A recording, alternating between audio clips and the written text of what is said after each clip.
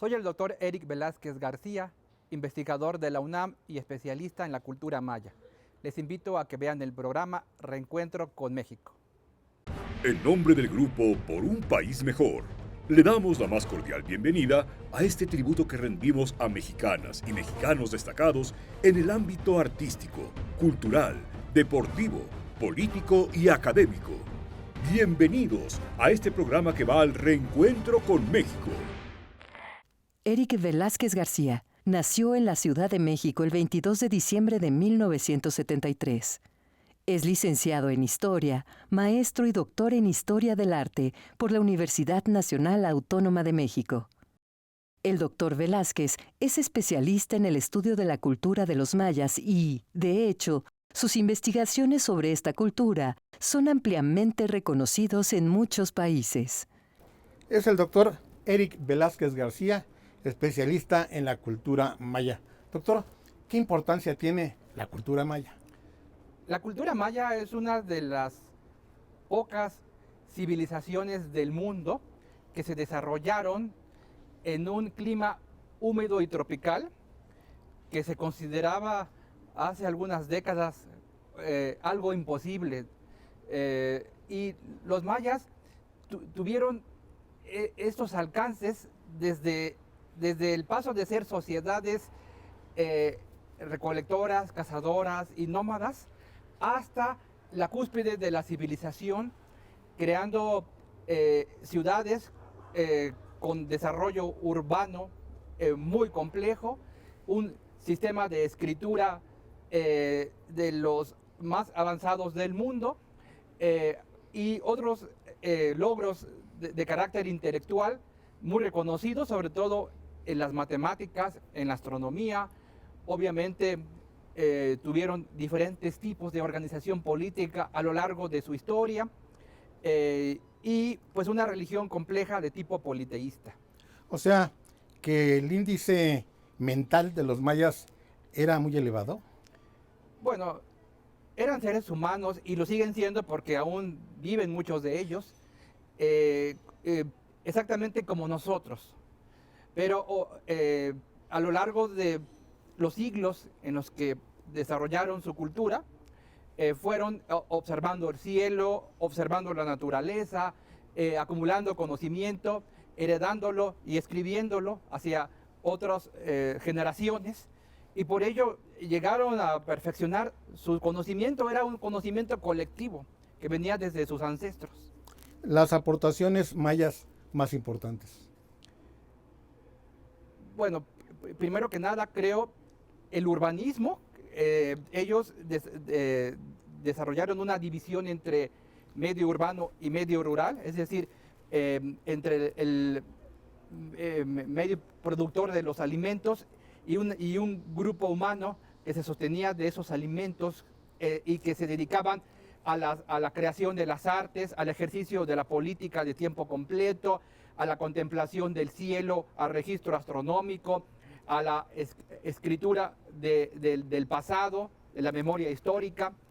Y entre sus logros, obviamente, pues destacan todos esos elementos, el haber logrado complejas tablas astronómicas, sobre todo del planeta Venus, el haber llegado a adelantarse y a pronosticar las fechas de los eclipses, el haber observado otros fenómenos también celestes, el haber instrumentado su escritura jeroglífica para el registro del pasado y dejándonos a nosotros los testimonios primarios para conocer su historia. También tuvieron grandes alcances en los aspectos de la medicina, en el dominio de la herbolaria y de los tratamientos médicos. Y por todos estos elementos son muy reconocidos los mayas, además del tema de la numeración y de las matemáticas, en lo cual lograron alcances extraordinarios, aplicados sobre todo al registro del calendario. Tuvieron diferentes sistemas calendáricos y una numeración de tipo posicional, así como la nuestra, que es posicional, La diferencia es que ellos tenían posiciones en orden vigesimal y no decimal como la nuestra. Y obviamente también con el uso de un signo especial con el valor de 0. ¿Son vigentes todavía sus aportaciones?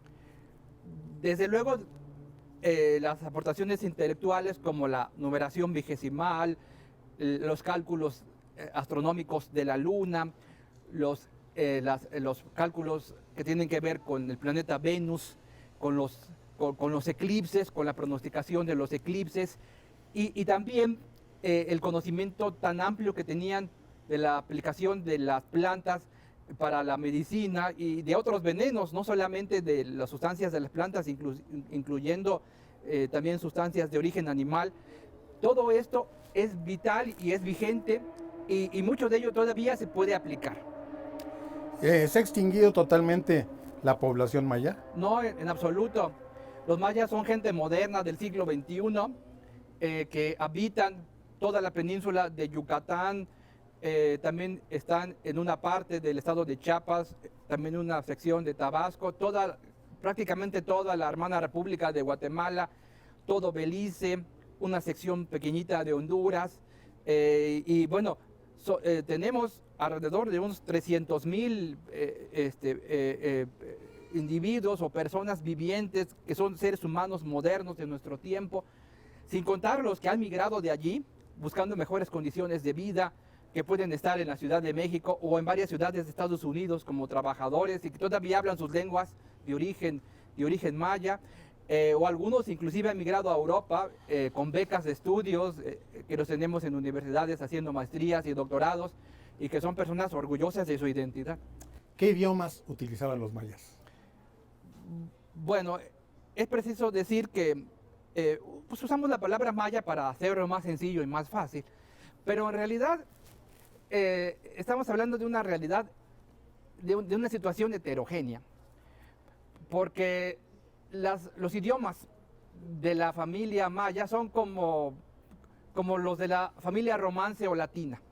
Nosotros sabemos que en esta familia pues están el castellano, el catalán, el francés, el italiano, el rumano y otras lenguas cuyo origen es el latín. Pues lo mismo sucede con los idiomas de la familia maya. Estos proceden de una lengua muy, muy antigua, que los especialistas han bautizado como protomaya o maya común, otros le llaman maya común, que se habló aproximadamente hacia el año 2000 o 2200 antes de Cristo, o sea, es el límite más tardío en el que se habló, de ahí para atrás. Y esta primera lengua, que es muy remota, de hace unos 4000 o 4200 años, es el origen primero de variaciones dialectales, y con el tiempo estos dialectos se fueron diversificando unos y otros hasta convertirse en idiomas separados, de tal manera que cuando llegaron los conquistadores europeos en el siglo XVI, había alrededor de unos 32 idiomas distintos de esta gran familia lingüística.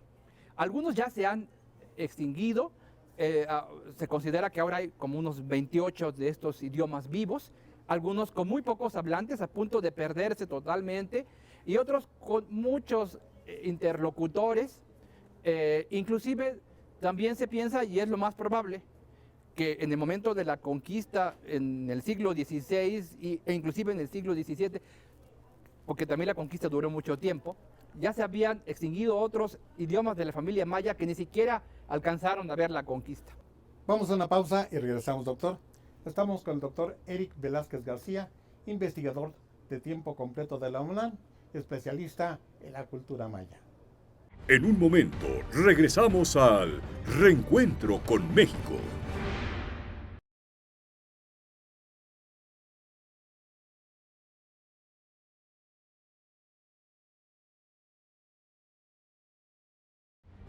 Continuamos en este reencuentro con México.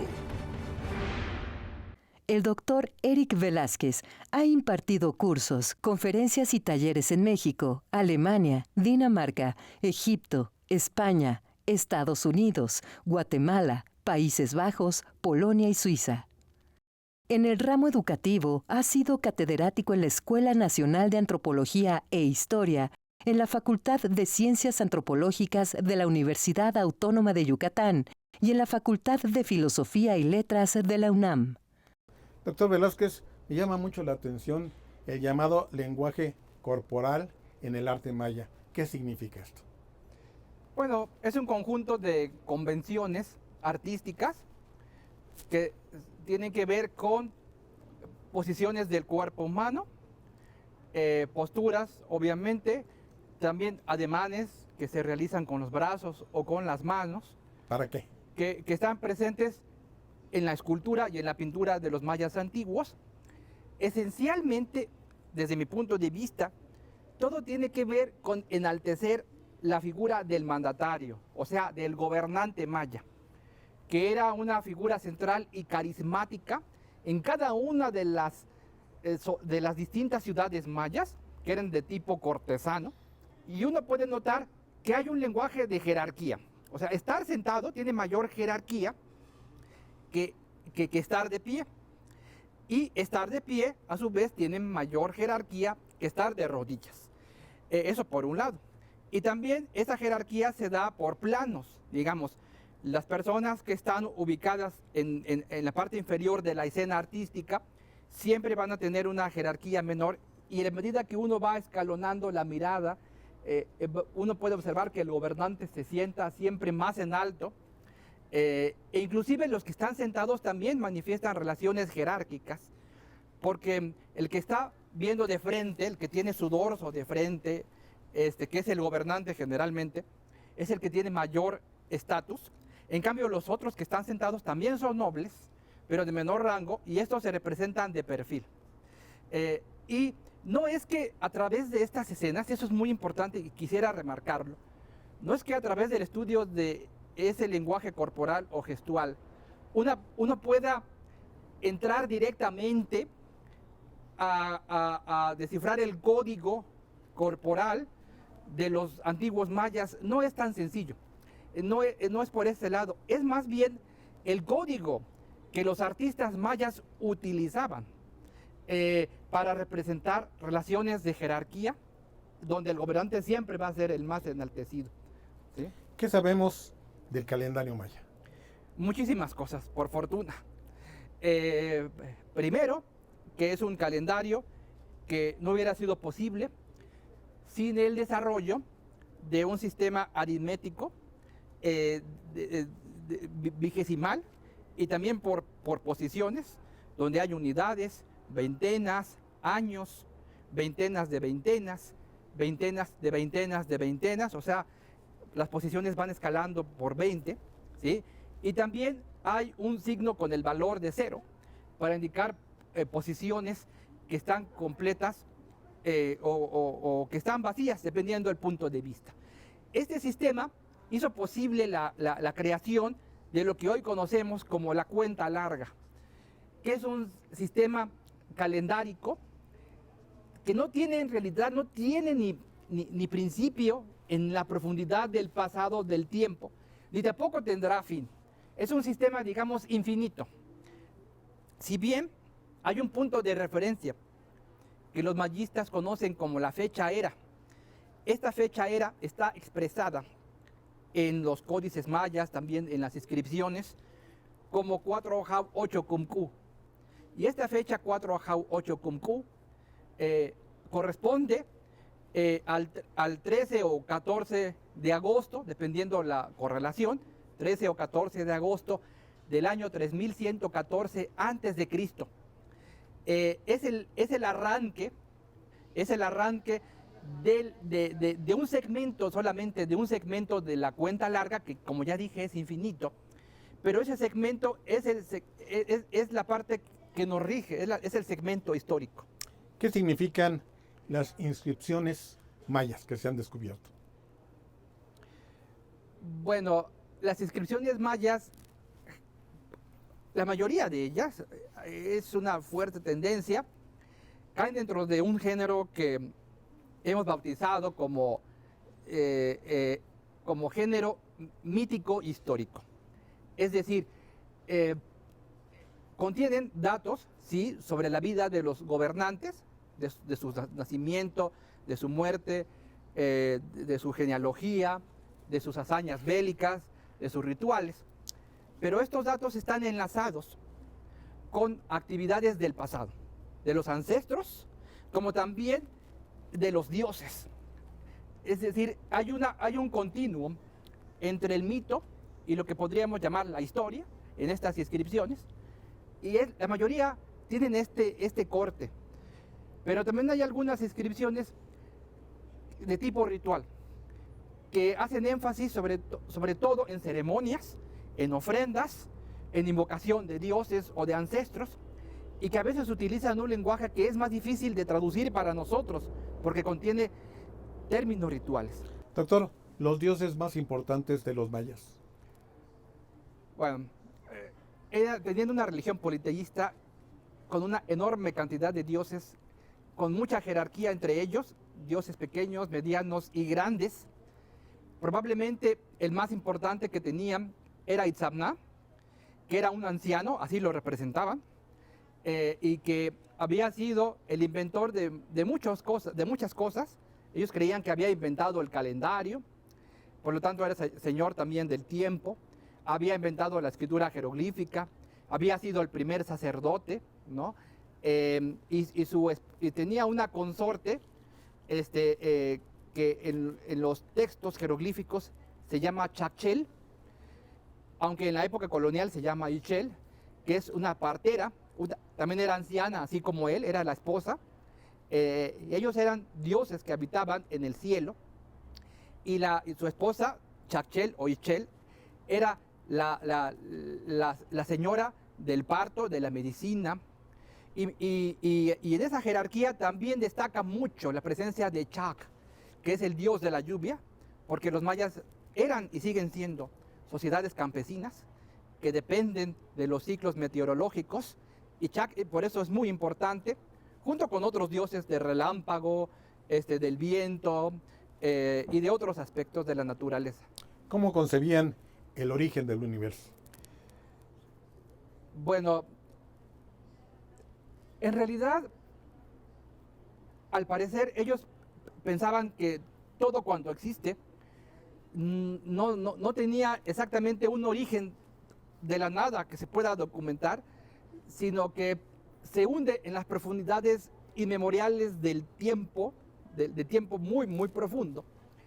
Y lo único que ocurría es que los componentes del universo se iban desordenando, iban envejeciendo. Entonces había que reordenar el mundo, el universo periódicamente. Entonces periódicamente, cada tantos miles de años, había grandes cataclismos mandados por los dioses para destruir el mundo y volverlo a ordenar, volverlo a establecer. La fecha era, que ya mencioné, de la cuenta larga, 4 Jab 8 Kumku, del año 3114 a.C., es la fecha de la última vez que se ordenó el mundo, que es el mundo que nos rige. Doctor, ¿cómo concebían la muerte? Bueno, la muerte no era un hecho individual, sino era un proceso que iniciaba desde que alguien enfermaba, y cuando daba el último respiro y cuando exhalaba el alma, todavía no ocurre la muerte en ese momento. Apenas ocurre, digamos, el fallecimiento, y comienza la separación de todos los elementos del cuerpo, que son complejos. Hay unos elementos de carne y hueso y otros que son de tipo espiritual, y los elementos espirituales tienen un destino que van a diferentes sitios. El alma principal se mete a la ruta del sol, toma el camino del sol, que se mete al inframundo por el poniente y baja hasta el fondo, hasta la parte más profunda del inframundo, pero esto puede tardar varios años, y ese proceso era de sufrimiento para esta alma. Y la idea es que cuando llegaba a la parte más profunda del inframundo, que era un lugar húmedo y una cueva, allí ya perdía toda memoria de lo que había sido, todo recuerdo y todo nombre. Entonces en ese momento ocurría la muerte absoluta.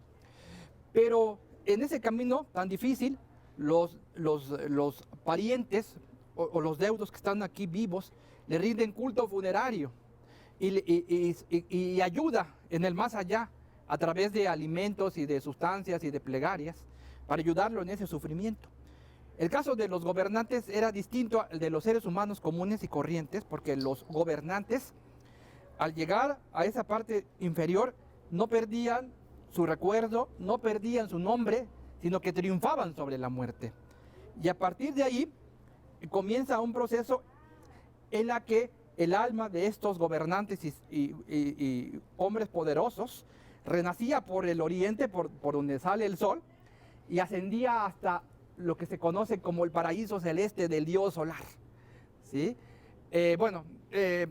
Esto era más o menos el destino del alma principal. Obviamente, los restos de carne y hueso que quedaban aquí se descomponían, eran alimento de nueva vida y daba lugar a nuevas generaciones de plantas, de animales, en un ciclo regenerativo.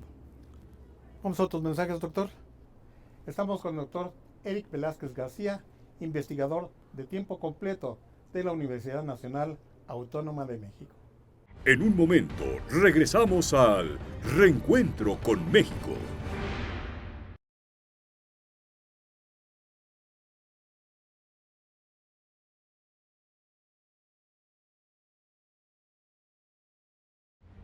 Continuamos en este reencuentro con México. El doctor Velázquez García es miembro de la Sociedad Mexicana de Historiografía Lingüística y el responsable del proyecto colectivo Las Escrituras Jeroglíficas Maya y Náhuatl, Análisis, Desciframiento y Problemas Actuales. Él ganó el premio de la Academia Mexicana de Ciencias a la mejor tesis doctoral en Humanidades. Actualmente es investigador de tiempo completo en el Estudio de Investigaciones Estéticas de la UNAM. ¿Los mayas hacían sacrificios humanos? En efecto, eso está documentado a través del arte maya y también de la antropología física. En los tiempos más antiguos, el sacrificio más común era por decapitación y tenía un significado agrícola. Después, hacia el año 900 o 1000 de nuestra era, se hicieron más comunes los sacrificios por extracción del corazón. Y en la época colonial aprendieron una nueva forma de sacrificio, de la cual hay muchos testimonios, por crucifixión. Así como veían a Cristo crucificado, empezaron también a crucificar gente. Y añadían también la particularidad del flechamiento.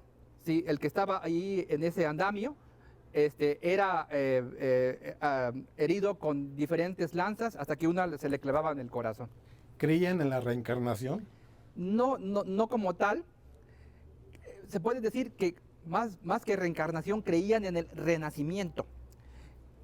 Es decir, en almas de la misma especie que se injertaban en el feto de una nueva criatura, pero que no tenían ninguna memoria previa, porque eran almas de personas que habían muerto, pero que ya no tenían ningún tipo de experiencia anterior.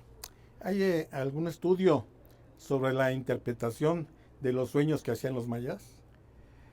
Sí, hay distintas aproximaciones a eso. Los mayas pensaban y siguen pensando así, que los sueños son algo muy real, posiblemente hasta más real que la vigilia de cuando estamos despiertos, y que además se pueden controlar. Había especialistas que tenían el sueño controlado, donde guiaban sus almas hacia lugares del universo inaccesibles, o podían ver el pasado o el futuro, o podían ver secretos que solamente los dioses conocían. Estos eran especialistas entrenados que aprendían este dominio sobre los sueños y sobre las hierbas y las plantas. También en sueños recibían esa enseñanza. ¿Por qué le interesa a usted tanto la cultura maya? Bueno, en un principio, cuando era más joven, me interesó por su escritura jeroglífica. Me llamaba mucho la atención el desarrollo de ese sistema. Yo quería aprender a leer los jeroglíficos mayas para poder escribir la historia maya.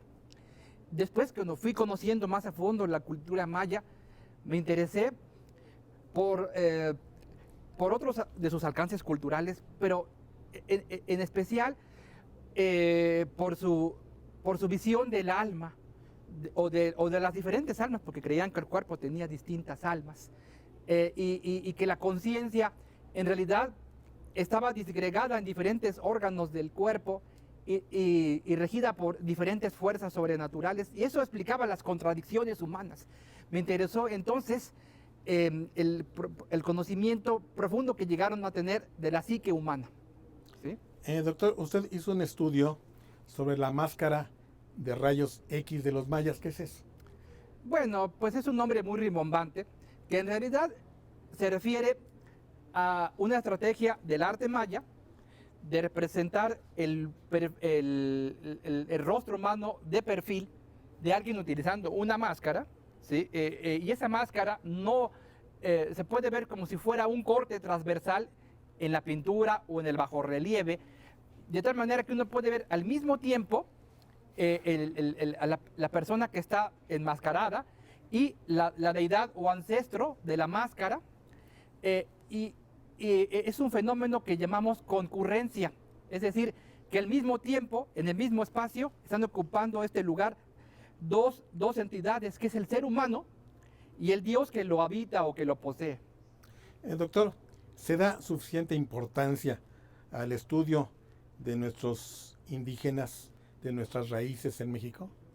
No, yo pienso que falta mucho. Sí tenemos muchos colegas, tengo muchos amigos mexicanos que son especialistas en el México prehispánico y también en las culturas indígenas de la época colonial o del mundo moderno, pero aún así, comparado con el resto de la población, somos muy pocos los que nos dedicamos a esto todavía, y además hace falta más difusión entre la gente para que conozcan los avances de esta investigación. Entonces hay mucho por hacer todavía, mucho por conocer y por difundir. ¿Se investiga más en el extranjero de nuestros indígenas que en México?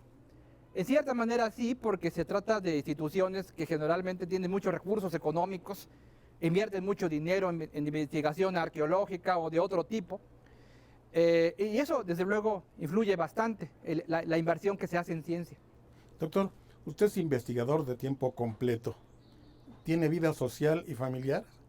Intento tener siempre mi vida familiar lo más activa posible. A veces es muy demandante el trabajo, sí, y no tiene hora de entrada ni de salida. ¿Y social?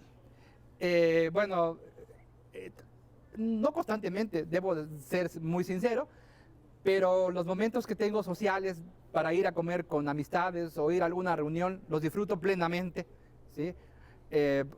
Porque posiblemente no ocurran con tanta frecuencia. Doctor, muchísimas gracias. Es un placer. Muchas gracias. Este es un programa de don Víctor González Torres para destacar personajes como usted. Muchas gracias. Estoy muy contento de estar en este medio y poder compartir con el público algunos de los conocimientos que derivan de mi propio trabajo. Muchas gracias, doctor. Esto ha sido Reencuentro con México. Yo soy Juan Manuel Rentería. Hasta la próxima.